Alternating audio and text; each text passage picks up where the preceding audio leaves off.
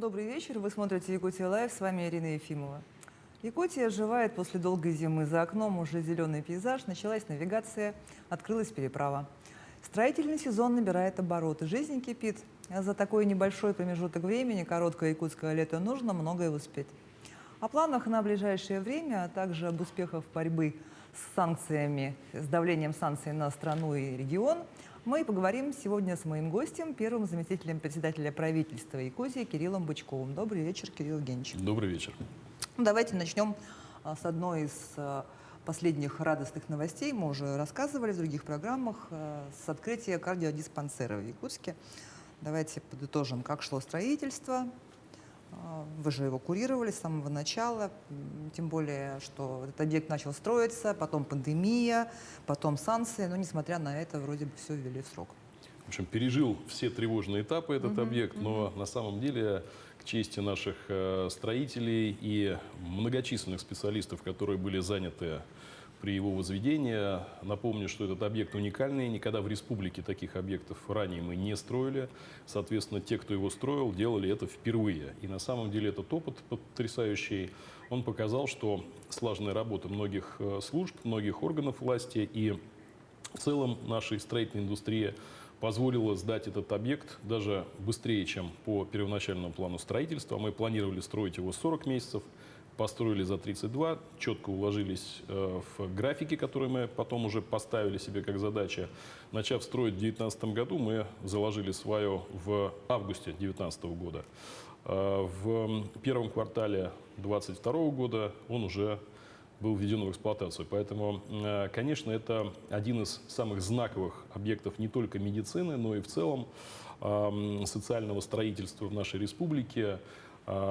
Конечно, то, что он начал строительство, в этом огромная заслуга главы республики Арсения Сергеевича Николаева. И те усилия, которые были направлены в федеральный центр для того, чтобы получить финансирование, они у нас в республике с 2014 года пытались реализоваться. Но вот в 2019 году главе удалось получить эту возможность, и мы построили, и этот объект сегодня радует наших жителей, не только жителей, кстати говоря, Якутии, но и уже по планам лечебной деятельности мы готовы принимать пациентов из других регионов, и на это охотно уже планируют жители Дальнего Востока. Поэтому это самый современный на Дальнем Востоке комплекс. Многие виды оборудования представлены в единичном экземпляре на Дальнем Востоке и всего несколько по всей стране, поэтому все стандарты самые высокие. А я правильно понимаю, что оборудование удалось закупить заранее еще по старым ценам? На самом деле действительно так. Основное контрактование оборудования у нас пришлось на 2020 год до повышения цен, во-первых, на строительные материалы, до повышения цен на оборудование. Нам удалось все законтрактовать, все вовремя пришло, поэтому текущая ситуация не повлияла на сроки ввода объекта, все абсолютно пришло у нас в контрактные сроки. Поэтому сегодня мы можем сказать, что то оборудование, которое там стоит, импортное оборудование самого высокого европейского уровня, оно в полной мере соответствует тем планам и тому проекту, который у нас разработан был. А проблем с обслуживанием не будет потом? Пока их не наблюдается, конечно, мы готовимся, рассматриваем разные варианты, как и другие регионы, смотрим на то, чтобы было своевременно проводилось обслуживание. Но мы успели и обучить персонал, и у нас, к слову сказать, очень высококлассный персонал, как лечебный, так и общего профиля, и мы успели пройти всю подготовку наших специалистов. Ну, конечно, процессы там очень непростые. Многие операции будут делаться там в единственном месте на Дальнем Востоке, поэтому, соответственно, специалисты тоже у нас будут обслуживать уникальные. Да, поэтому мы все успели. Ну что ж, я напомню, что мы работаем в прямом эфире. Задать вопрос можно, позвонив в студию по номеру 8 41 12 42 14 39 или отправить текстовое сообщение в WhatsApp на номер 8 914 235 0502. Ну и следующий на очереди у нас не менее долгожданный объект – это онкологический диспансер. Расскажите, вот как сегодня идет строительство, какая готовность и когда уже ждать открытия? Это тоже один из объектов, за который республика боролась многие годы. Наконец-то тоже в 2019 году мы приступили к стадии строительства уже за федеральные средства. Мы начали в 2018, но в 2019 году были получены средства в рамках национального проекта здравоохранения. Сдача этого объекта планируется на конец следующего года. То есть мы идем полностью, во-первых, в графике, даже немножко опережаем в строительной готовности. Тепловой контур объекта был сдан в прошлом году, начал уже отапливаться с этого отопительного сезона. И в текущем году мы планируем закупать все основное медицинское оборудование, комплектовать наш центр. Сейчас строительная готовность составляет уже около 70%, поэтому я думаю, что у нас не должно возникнуть проблем с его оснащением, которые, кстати, мы рассматриваем в связи с и в целом ситуацией, и с тем, что многие предприятия российские уже изготавливают необходимые виды оснащения. Мы очень много позиций будем рассматривать по программе импортозамещения. Поэтому я надеюсь, что у нас с этим проблем не должно возникнуть. И когда он заработает в полную мощность? Ну, у нас принцип сдачи объекта равна началу его эксплуатации, поэтому если ленточку мы будем резать в конце следующего года, в 4-м квартале, то и пациентов он будет уже готов принимать в том же периоде. Отлично. Вопрос продолжения темы санкций. В Якутии есть суперштаб, который курирует на постоянной основе этот вопрос, я так понимаю, по нескольким направлениям сразу. Вот как организована его работа, каких успехов удалось добиться, ну, может быть, какие-то примеры успешные. Вы же в правительстве курируете эту сферу. Кому как не вам знать. Действительно, оперштаб был образован распоряжением главы республики сразу после начала спецоперации, когда стало понятно, что санкционные действия в отношении нашей страны могут иметь долгосрочный характер. Было проведено уже более 20 заседаний этого штаба, на нем обсуждаются многочисленные вопросы, которые касаются абсолютно всех отраслей нашей промышленности, нашего хозяйства, нашей безопасности, в том числе и продовольственной безопасности. И эти вопросы, как вы помните, были очень актуальны, особенно вот сразу после начала. Да, и очень много было панических настроений. Люди не понимали, что кончится, где будет дефицит, да, будет ли он и так скупать далее. гречку. Абсолютно верно. Но, опять же, к чести наших граждан могу сказать, что такого ажиотажа, как во многих регионах России, у нас в Якутии не было. И во многом, конечно, это благодаря тому, что мы своевременно информируем население, что на самом деле причин для беспокойства, причин для того, чтобы исчезли продукты первой необходимости, их не было на тот момент и нет сейчас. Поэтому могу заверить, что здесь ситуация полностью контролируется и правительством.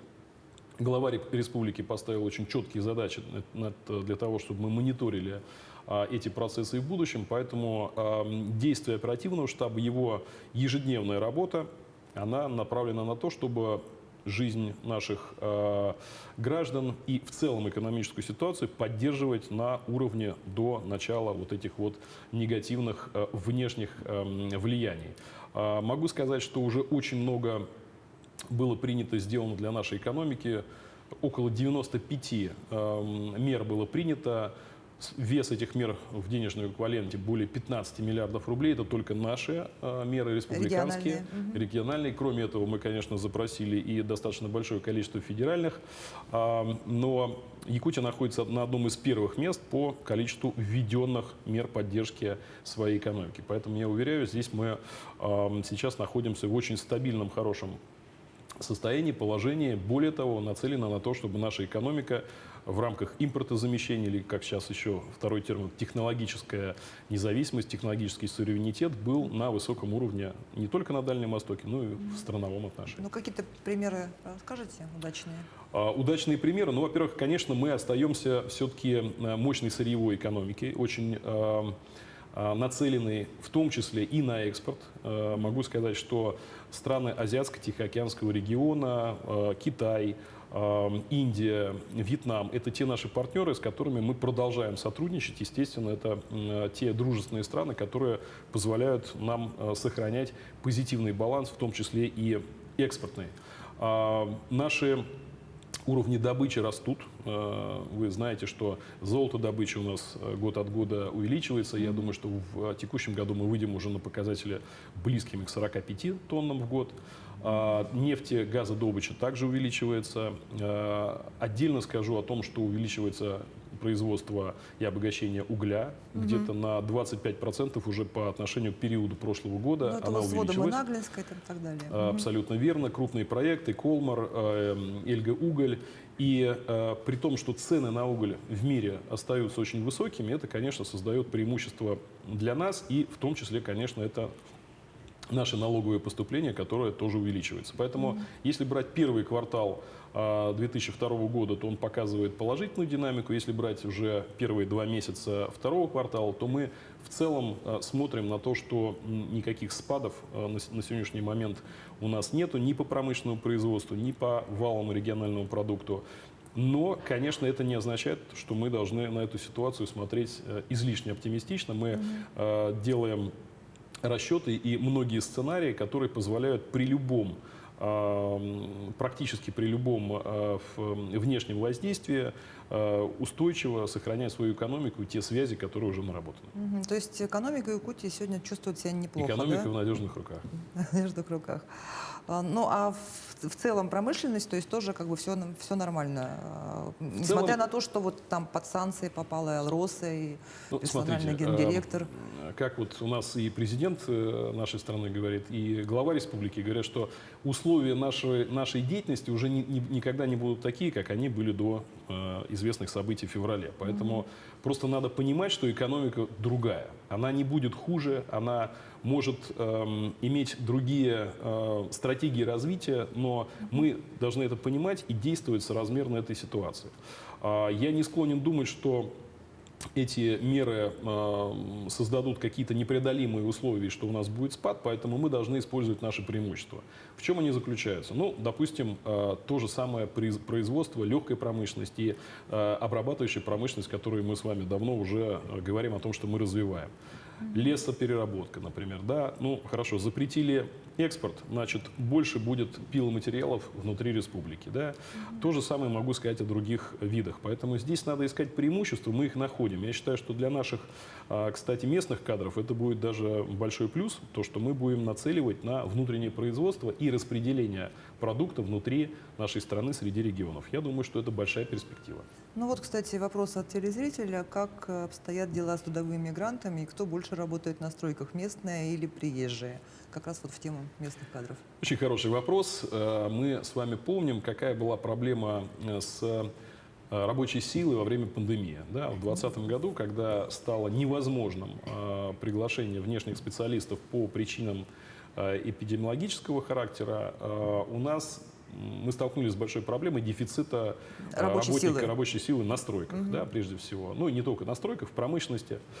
Как мы решали этот вопрос? Ну, во-первых, мы сразу перенастроили свою программу, свою стратегию занятости для того, чтобы больше местных кадров применять в тех процессах, где раньше использовалась привозная рабочая сила. Мы понимаем, что чаще всего это ближнее зарубежье, и чаще всего это те же самые работники, они приезжали год от года.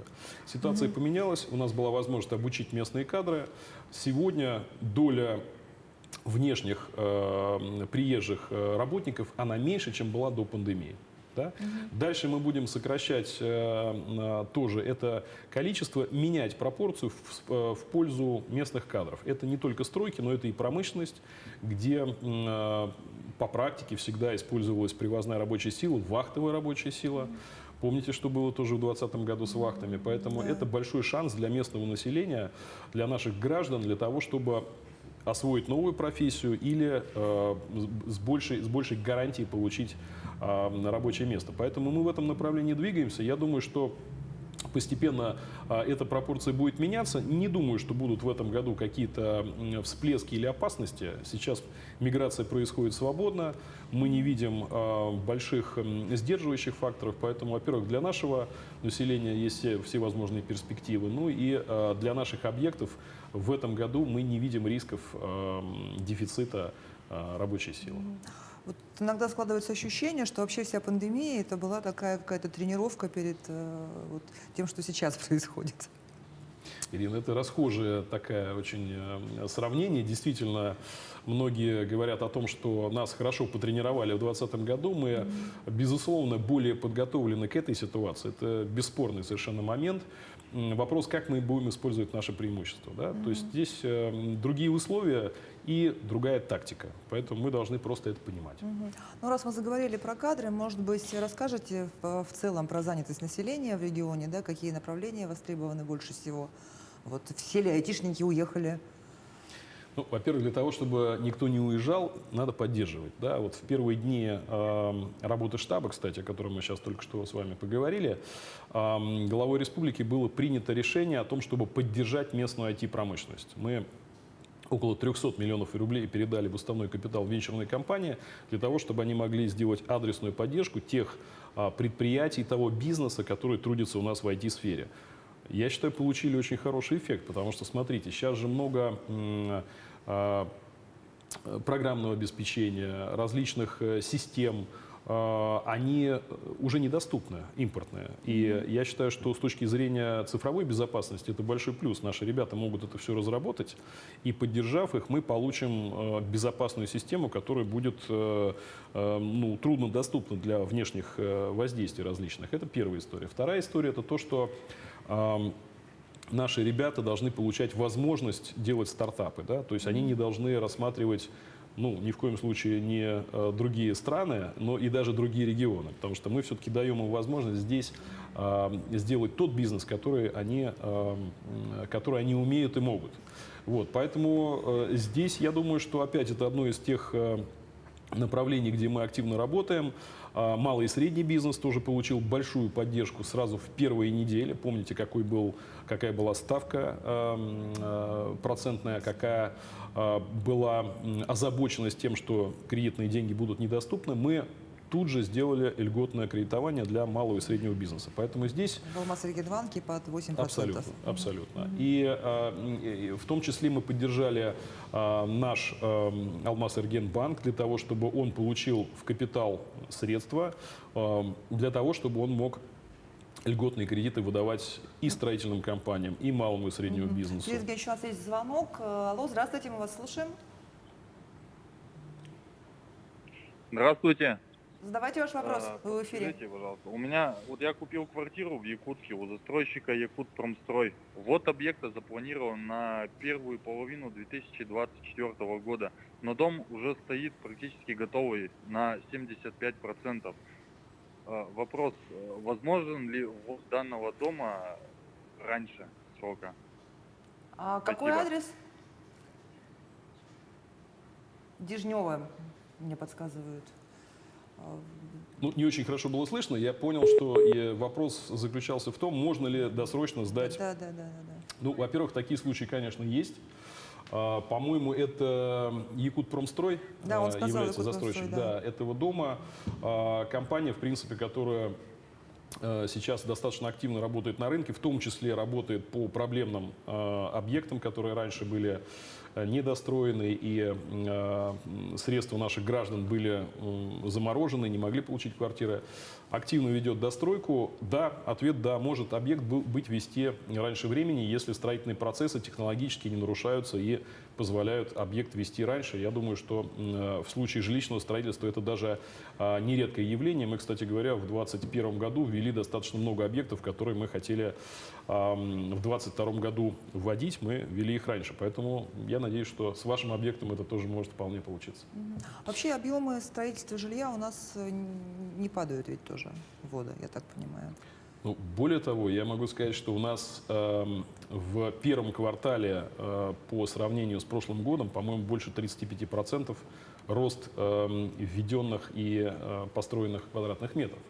Могу сказать, что поскольку есть национальный проект, и в рамках него президент Российской Федерации согласовал программы по поддержке регионов, по прямому финансированию, мы получаем средства на инфраструктуру, на переселение граждан. Это большой, огромный проект. Естественно, с нас требуют результат. Немножко перевыполнили даже план, который мы ставили, по порядка 550 тысяч квадратных метров был планом, где-то 570 мы ввели. В этом году планка примерно такая же. Но начиная со следующего года мы будем увеличивать каждый год где-то на 100 тысяч метров для того, чтобы к концу реализации национальных проектов 2024, ну и в 2025 году, естественно, не останавливаться, превысить 800 тысяч квадратных метров в год. То есть это примерно сейчас наше население по последней переписи практически 1 996 000 человек. И мы хотим выйти на показатель 1 квадратный метр на человека в год. Это тот целевой показатель, который, собственно говоря, сейчас ставит федеральное правительство для всех регионов, там, где жилье востребовано. Ну, а вы знаете, у нас жилье очень востребовано, особенно в столице, особенно в Якутске. У нас жилье идет и по ипотечным программам, ну и в целом у нас достаточно хороший платежеспособный спрос, население растет. Поэтому это один из наших ключевых моментов, на котором мы делаем акцент сегодня. В Якутске не так давно прошла большая конференция по обеспечению комфортной городской среды «Арктика. Территория развития». Вы ее там открывали с именитыми экспертами. Расскажите подробнее, какие там вопросы были на повестке, что удалось решить. Большое действительно мероприятие. Организатором выступил Росконгресс. Эта организация является устроителем всех самых крупных форумов, конференций в России. Участвовало более 300 делегатов, многие в режиме онлайн, многие приехали гостями в нашу республику, провели 3 замечательных дня с такой уже настоящей весенней теплой погодой. Обсуждали очень много вопросов. Прежде всего, конечно, это городская среда, причем городская среда в нынешнем понимании это не плитка на улице, это даже не дороги, а это в целом созданные для человека условия проживания и его активной деятельности. То есть это те условия, когда человек может отдать детей в сад, значит, поехать на работу в инфраструктуре, вписанные транспортные и время доставки, при этом возвращаясь в комфортную квартиру, где у него есть все современные коммуникации, понимать, что он живет на хорошем очень уровне, в очень комфортных условиях. Вот этой идее была посвящена эта конференция. И, конечно, мы много говорили про Арктику. Я вообще считаю, что человек должен жить там, где он хочет жить, а не там, где ему удобнее, потому что там более комфортные условия. То есть, если человек хочет жить в Арктике, он там родился, у него там есть профессия, и ему просто нравится, и он любит эту землю, мы должны там создать ему условия, чтобы он оттуда никуда не уезжал, потому что где-то еще там комфортнее или лучше. Это первая, наверное, наша задача. Ну и, безусловно, как это будет достигаться? Мастер-планы. Мастер-планы – это не просто градостроительный документ, это документ, который увязывает экономические составляющие для бизнеса, это развитие территории, это развитие самого человека, человеческий потенциал. Ну и в целом это такая составляющая экономического развития нашей республики. Ведь республика состоит из населенных пунктов, и мы должны правильно отзонировать территорию для того, чтобы все люди, которые живут в своих населенных пунктах, могли качественно себя реализовывать. Вот это основная цель. Ну, и правильно вы сказали, что комфортная городская среда – это гораздо шире, чем просто жилье, потому что там я вот на одной из секций побыла, это была секция про кино, например, потому что кинотеатры тоже входят в городскую среду, да, как и театры, дома культуры и так далее. Вот буквально на днях завершилось голосование по федеральному проекту формирования комфортной городской среды как раз. Вот насколько активно якутяне голосовали, насколько вообще вот мы вовлечены, как жители региона, в решение его проблем? Как вообще оцениваете работу этого проекта в Якутии? Вы знаете, мы очень активный регион, я могу сказать, что даже долго агитировать не надо наше население, чтобы оно голосовало за объекты, за качество своей жизни. Ведь что такое всероссийское голосование? Это не просто проект такой федеральный, чтобы показать активность населения. Это очень прикладная вещь, ведь люди голосуют за конкретные объекты, которые потом будут выноситься на конкурс, и эти объекты будут построены.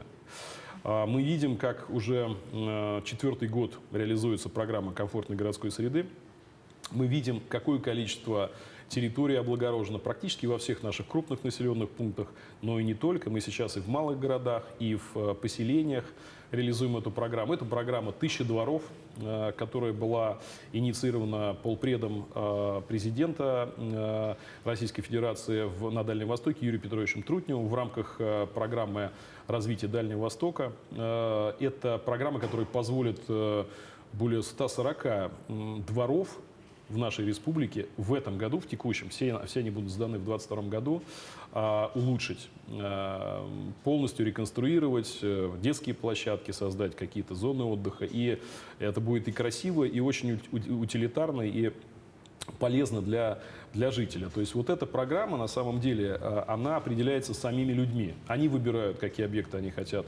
И тот, кто более активно голосует, конечно, он получит свой двор или свой парк, или свою близлежащую территорию. В конце концов, его город будет выглядеть замечательно. Даже в соседской группе в WhatsApp шла рассылка, что типа идите голосуйте, чтобы нам дали федеральные деньги. Абсолютно. Вот. А расскажите про проект строительства атомных станций малой мощности. На какой стадии он сейчас находится? Находится на стадии уже реализации этого проекта, то есть все предварительные решения, они были пройдены, уже идет, собственно, проектирование самой станции и завершается проектирование инфраструктуры, это будет и городок. Кстати говоря, про городок могу сказать, что вот в Усть-Кут это населенный пункт, который количество жителей которым увеличится на порядок вследствие того, что там будут рабочие места по станции, там будут, соответственно, расти бизнес, который будет благодаря дешевой электроэнергии развиваться. Прежде всего это золотодобыча, Кючус, это крупнейший наш объект, на который в прошлом году была разыграна и получена лицензия, которая будет активно развиваться, но это и близлежащие территории, это и депутатские, и многие другие, те, которые на сегодняшний момент испытывают проблему развития, только ограничив себя в инфраструктуре. Поэтому здесь это будет, ну, собственно говоря, огромная площадь арктической нашей зоны будет развиваться благодаря этому проекту. Ну, это, в общем-то, и правильно, когда что-то толкает в развитие, а те проекты, которые уже были ранее нацелены на развитие, они получат импульс. То есть новое дыхание. Совершенно верно. Дальневосточная ипотека, программы поддержки многодетных семей, разные программы льготного кредитования для якутян. Все эти направления, продукты, они у нас очень востребованы, конечно. Вот расскажите о реализации наиболее популярных программ. Вот. Мне просто интересно, по дальневосточной ипотеке Якутия на каком месте? Ну, знаете, по дальневосточной ипотеке мы держим первое место. Боремся за первое место, мы то впереди чуть, то немножко на несколько позиций с Приморским краем. Вот. И я могу сказать, что мы, по-моему, сейчас на 3-й строчке в целом по динамике развития ипотеки в стране. То есть не только на Дальнем Востоке. В некоторых регионах динамика отрицательная сейчас. Ну, может быть, это и связано с периодом, когда была слишком высокая ставка. Но у нас в этом году идет рост, продолжается. Могу сказать, что все наши основные партнерские банки, они в этом активно работают. И это не только наш родной Алмаз-Регенбанк, но это те банки, которые на нашей территории представлены, и Сбербанк, и Газпромбанк. Они активно реализуют программу и дальневосточной ипотеки. Это же очень такой популярный продукт. Во-первых, 2%. Всего ставка, но это и льготная ипотека, которая до конца года 2022 продлена. Это и для молодых семей. У нас большое количество, целая палитра этих возможностей, которые нужно подбирать под возраст семьи, под какие-то другие критерии, но абсолютно под любую категорию населения есть ипотечный продукт. Поэтому хочу сказать, что это будет дальше развиваться, и мы в этом активно заинтересованы, поддерживаем и будем поддерживать. Ну и про обманных дольщиков не могу не вспомнить. Когда-то вот мы тут с вами разговаривали и говорили о том, что близок тот момент, когда их не останется. Вот насколько он уже близок? Ну, я помню, в 2019 году я сказал про до 2024 года все это перестанет существовать как проблемный реестр обманутых дольщиков, те, которые, заплатив деньги, не получили свои квартиры, не получили компенсации за это. Могу сказать, что сегодня в нашем реестре всего 6 объектов осталось. Помните, сколько их было в 2019 году? Да, да. Огромная работа проведена. Это не только, далеко не только заслуга правительства, это очень большая поддержка самого актива дольщиков. Активная их позиция выражалась и в наших инициативах «Федеральный центр», и большое количество законодательных актов, которые были приняты. Огромная работа проведена депутатом Государственной Думы от нашей республики Галиной Иннокентьевной Данчиковой. В этой части она продолжает очень активно здесь нас поддерживать и к задаче присоединяет те проблемы, которые еще на сегодняшний момент за рамки, выходя обманутых дольщиков, еще существуют. Поэтому я думаю, что эта программа, закончив одно, мы подберемся к другим вопросам и тоже их решим. На сегодняшний момент у нас всего 6 объектов, из них 5 жилых, 1 нежилой. В прошлом году мы большое количество объектов убрали, по-моему, не сказать, где-то 6 или 7 объектов мы вычеркнули из реестра, решив проблемы либо компенсацией, либо достройкой. Все объекты, которые сегодня в реестре, они имеют конкретный план реализации. Ну и отрадно сказать, что ни один из них не выскакивает за 2024 год. Поэтому я надеюсь, то, что мы обещали, мы увидим. Ну и вопрос газификации тоже очень важный и нужный, долгожданный для многих. Вот как идет программа газификации, социальной газификации? Идет очень активно. Жители подают заявки очень энергично. Могу сказать, что где-то 2000 домовладений у нас в этом году, даже цифра будет больше, мы сможем газифицировать. Напомню, что эта программа касается тех населенных пунктов, где есть газ, где есть подведенный газ магистральный, и нужно уже дать подключение к самому домовладению. И, безусловно, есть ряд критериев, которыми должны удовлетворять поданные заявления. Во-первых, объект должен быть зарегистрирован, да? Во-вторых, он должен находиться недалеко от магистрали. Ну и самое главное, что эта программа не предполагает затрат со стороны домовладельца, со стороны гражданина. То есть все полностью делается за счет бюджета. Программа, которая позволяет действительно решить огромные проблемы огромного количества семей. Не так давно вы писали о том, что к вам через соцсети обратился подросток, который хотел устроиться на работу. Вот. Куда вы его устроили? И вообще, какие есть предложения на рынке труда для несовершеннолетних сегодня? Потому что сейчас летние каникулы, да, вопрос актуальный, и многие хотят, чтобы дети летом могли подработать. Ну, вы помните, раньше труд несовершеннолетних было каким-то таким нарицательным, да, понятием.